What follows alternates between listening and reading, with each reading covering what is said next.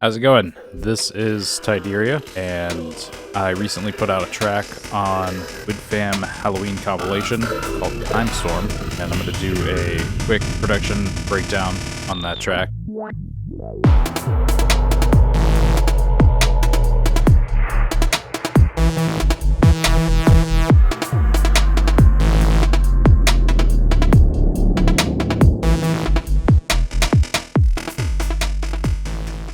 I'm going to start off with the final version of the project. This project has gone through quite a few different project files. I'll get into that in a few minutes, but you'll see there's some stems that are just taken out of a project that I worked on a while ago that was a working title called Leviathan Class. So I basically ported those stems over and then based this track off of those stems. Drums, bass line, and all the atmospherics came from that project file with some changes. We'll start with the sub bass. I believe it came from Phase Plant.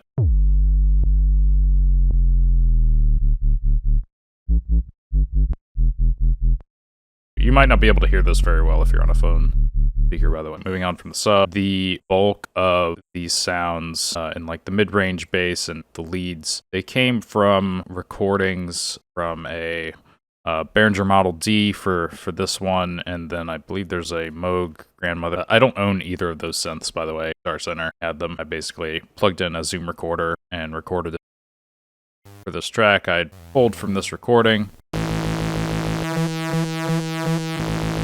That actually sounds really close to how it is in the track, so I probably took a piece that is either that exact one or sounded like it, and then I would have chopped this up and just tried to lay it over the stems that I exported.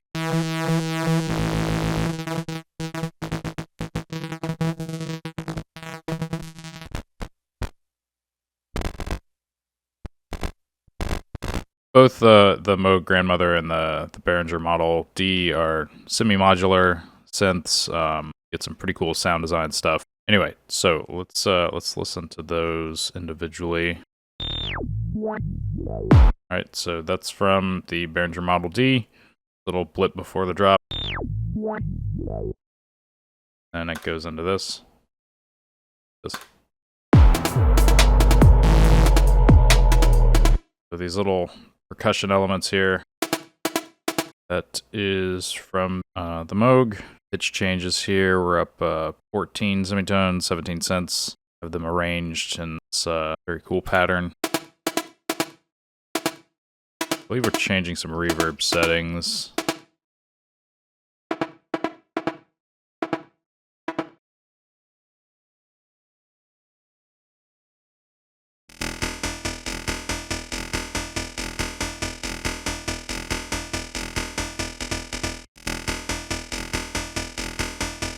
Got a cabinet emulation from Ableton with OTT, chopped it up a little bit. I was trying to track down my process for this, but I'm not entirely sure where the original unprocessed recording is. I'm about 90% sure. I used Ableton's warp functions down here, put it on probably like 16ths, changed this just one arrow here and reduced this. And what that does is it reduces the amount of audio that it uses to do the time stretching, so you can get this very like staccato pulse from it.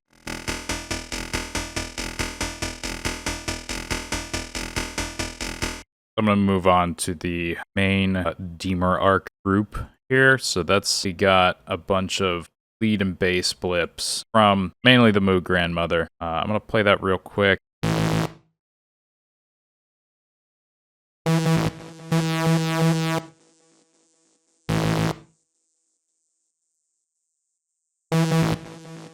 So there are some that are unused here. You can tell by the clip being deactivated. I tend to keep things and just mute them so that if I need to, I can draw from them later. You can tell by this little yellow bar here, these got used.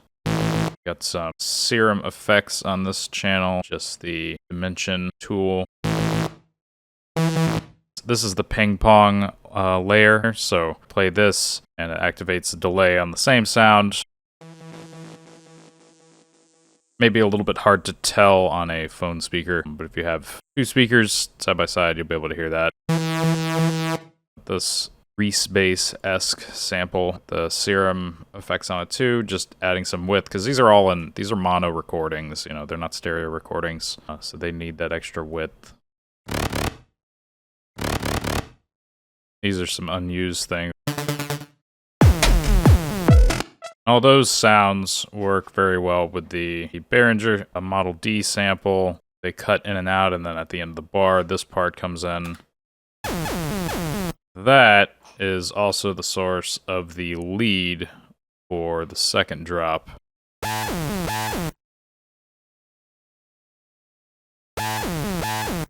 That, of course, works with the pulse.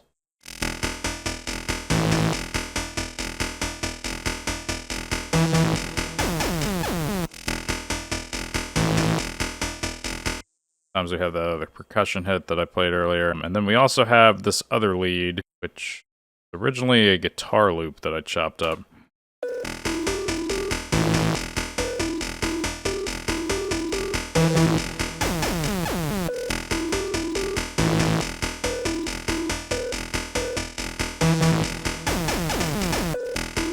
So I'm going to turn on that real quick.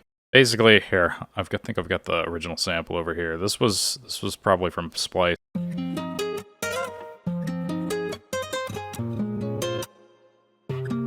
Right, so basically I took that first note.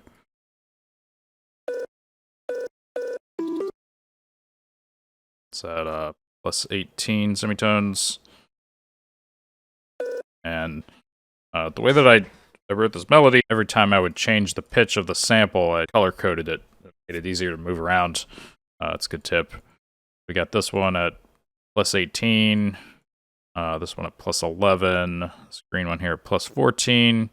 I remember, I had most of the patterns written, and so I was trying to fit this around all those patterns. Resulted in a lot of chopping. So here, we'll play through that.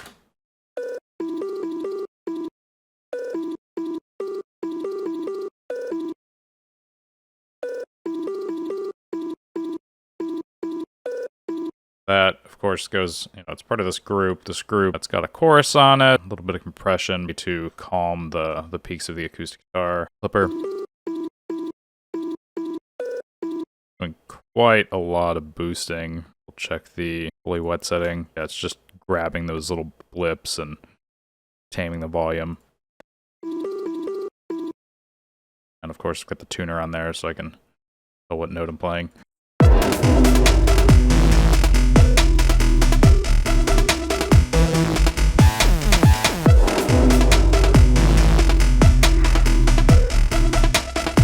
So without further ado, I'm going to get into the percussion and the atmospherics of this track, which helps really make it work. It's one of my favorite things about making deep dubstep is all the atmospherics. To do that, we've got to do a little bit of time traveling, because I started the project that these stems were drawn from back in 2021. This thing went through so many different project files. There's a deep dub edit, a wonk edit, a DJ edit. I kept trying different things to make the drop work, and I eventually just gave up. But it was a nightmare. I was never happy with the bass design and basically just like the main drop and everything, which is why I repurposed it into this track. So we're not going to go to the original project file. I'm going to open up right before I cut it up into stems and tried making all these different versions. All right, so this project is very CPU heavy. I'm hoping it doesn't misbehave while I'm doing some OBS recording. This is the mastering on. Yeah, the mastering's on. Again, that's Isotope Ozone. We got everything running through the pre-master here. Newfangled Saturate on the pre-master rather than K-Clip on this one. I'm not going too crazy, just 2 dB of drive there. I think I'm just going to let this play out for the first 16 bars or so you can hear it before I start muting things.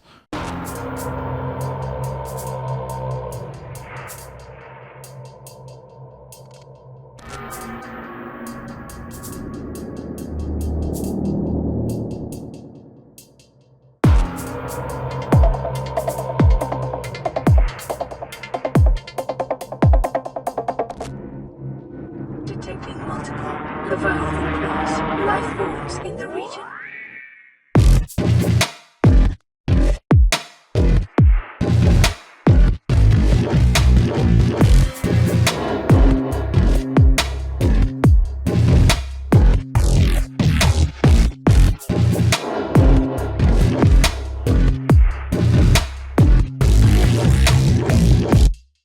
there are some things that I really like about that drop, but I don't know. I worked on it for a long time, and at one point I pitched it to WidFam. They didn't seem interested, so that was kind of one of the reasons why I went and just kind of scrapped it. But we got Timestorm out of it, and that was a good call. So anyway, I'll start off with the atmospheric stuff before I get into the percussion, mainly because I feel that's more interesting. The vocal growl, one of my favorite things about both the Leviathan class project and Timestorm.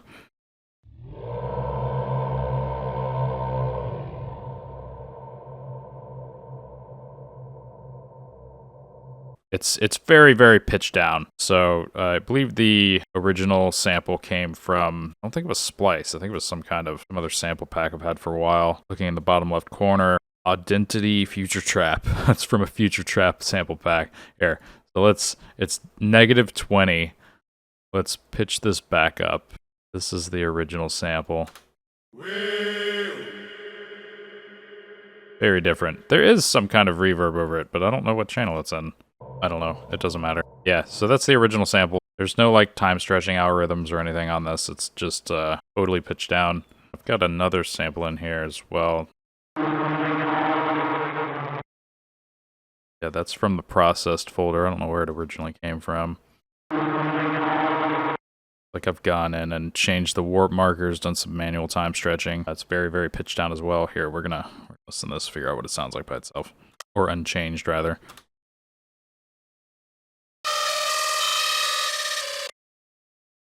That's not what I was expecting, but that does give me a better idea. It's probably been resampled a few times.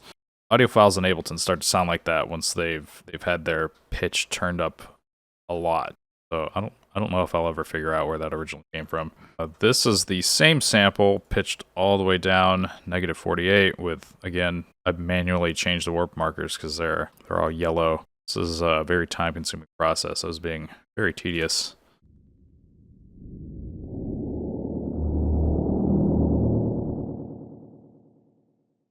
Delay on there.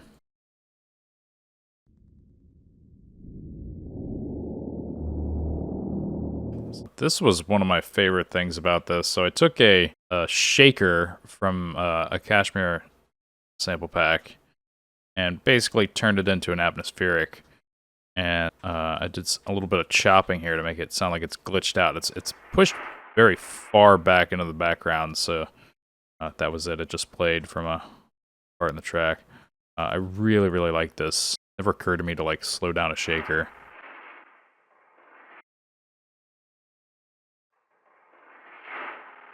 Got it down there at -28. This was another thing that was pretty cool.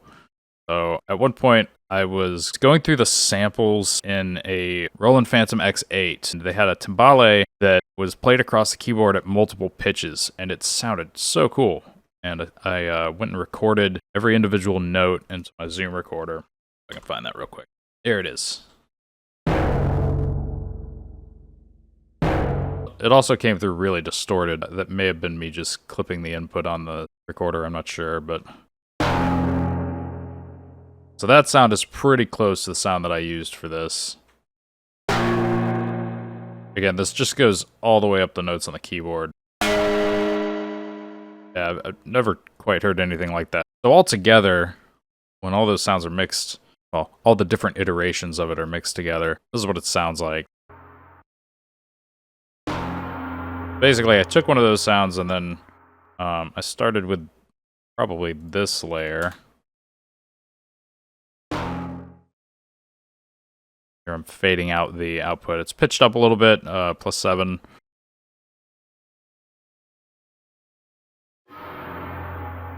You don't actually hear this one. I've got it muted. But that, I've got a reverb on. I probably froze that and flattened it to get this next one here.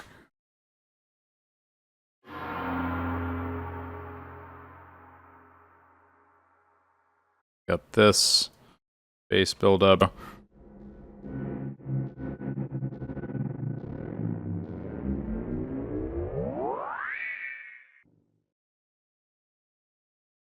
We got a reverb. Old school style frequency shifter before they changed it, and that just kind of cranks up. Crispy, that was the working title for my track that came out with 57 Omen Records 6 years ago, I think. The track was called Rock Bottom, was originally called Crispy, so this came from the Rock Bottom project file. I just kind of repurposed it. I wanted to look at the thing that I did with Corpus, and there we go, that's it. So, I guess I did it with this crispy bass. Basically, we've got... Okay, so that sound is muted in the actual project file, but this is what it originally sounded like. So I've got this sample played through a sampler. You know, it's this tiny little thing here. This is probably a Reese bass of sorts. It's got some pitch automation going on, very heavy filtering. It goes through this reverb. Reverb is at full wet, OTT, squashing it. This is another iteration of that. This has beat repeat and Corpus on it, and I was doing some very heavy experimentation because I haven't used beat repeat in years. I don't think anybody really uses this very much anymore. It does do some cool stuff, but you basically have to sample it out because it can be a little unpredictable sometimes. Anyway, once I got that, I had to squash it into audio. That left me with this.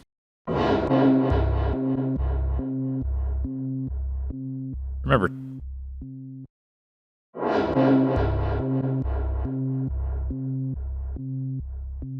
I remember trying very hard to get the clicks out of that and eventually just gave up. It is what it is. So that just about wraps it up for all the atmospheric stuff. I'm going to go into the percussion real quick, doing some cool things there. This project file is so much more organized than Timestorm's project file. Got the kick and rim shot there, a reverb send, and my highs are here.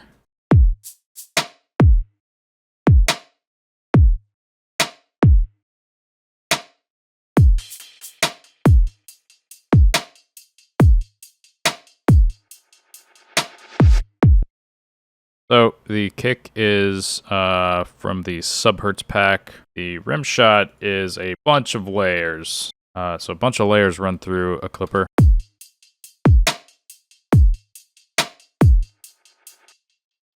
Solo that. Alright, so with this clipper on the main group, this looks like a reverb channel. That's one layer. This is the other one. So we got like mids here. It's there. Highs here. I remember submitting this to the Whittler stream at one point, and I got some feedback on the rim being like too stereo. It was on one side a little bit more than it should have been, which I liked, but I believe I went in and added these layers to sort of fix the issue. I'm quite proud of this. I think I got really good effect. Looks like I've got this one pitched down a little bit. This one is the original pitch. Of course, this is the reverb send. Oh, wait, no, what is this? I don't know what this is. Oh, this would be for sidechaining. This is my sidechain send. We've got the highs over here. I was really having fun with the Cashmere sample pack on this one. So it's Cashmere shaker. This might even be the shaker that I slowed down for the atmospheric stuff. Took a AU5 production course a few years ago and got this closed hi-hat from it that was built in Operator. I like it a lot. It looks like I put some reverb over it and delay. Ozone? I don't usually use this over my highs. Looks like I've got the imager, so I'm expanding it quite a bit in the highs. Pop out of the mix a little bit better. And then squashing it back down with this.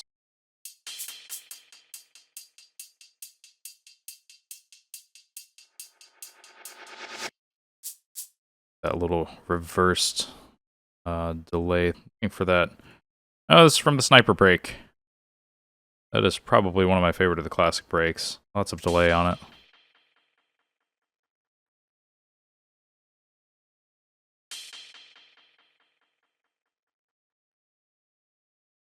Right, so took all of that from that project file, then brought it over into Timestorm to work on. We're going to jump back over to the modern project file. That one was from quite a long time ago. I knew from the start that I was probably going to base it off of the sample here.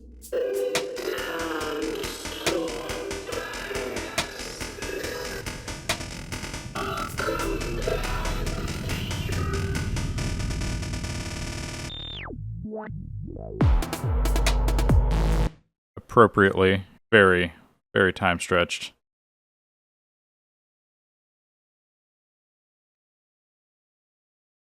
Looks like I had to freeze and flatten it. The time stretching algorithms in Ableton can be unpredictable sometimes. Just gotta render them out. But these are those stems that I brought over from Leviathan class, where they've been changed in pitch in a lot of places to get them into key. This has just been pitched way down.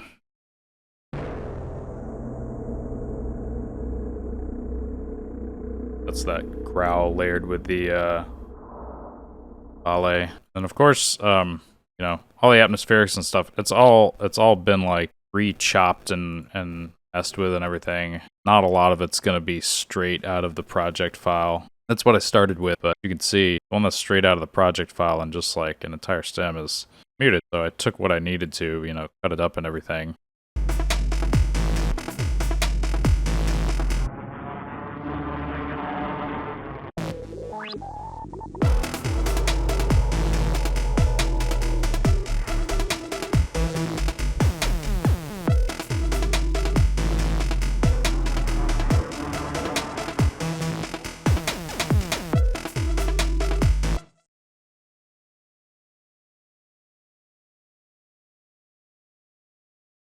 So when I play this, it's going through some basic mastering. This is not the same mastering that the one on the compilation got. This is my own mastering just for the sake of keeping my levels even in the recording. And this is how I listened to this track when I was making it. I usually make my tracks and mix them into mastering. And then if the track is going to a label, then I'll export as my pre-master group here. It basically just has a clipper on it with some volume changes, and that helps me get it to where it hits at around -6 decibels, which is what most mastering engineers want. That's what the Wood fam wants when they receive pre-masters. We'll just do a quick play on the drop with and without so you can tell the difference. This is with the mastering chain.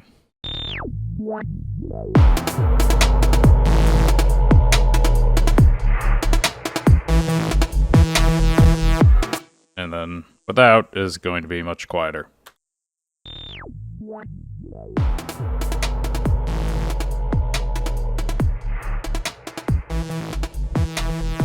So that right there is what I sent to Wood fam. But for now, we're going to turn that back on. It's a pretty basic chain. Get some limiting and just some EQ. Isotopes maximizer is fantastic. Remaster, it's basically just this clipper.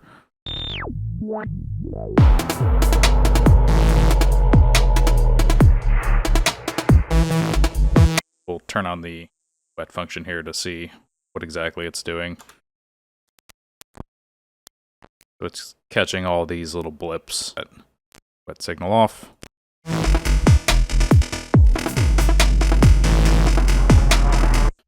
Alright, so my name is Tyderia. Thank you very much for watching. This was a track walkthrough for Timestorm that is out now with Wood fam on the Halloween 2024 compilation.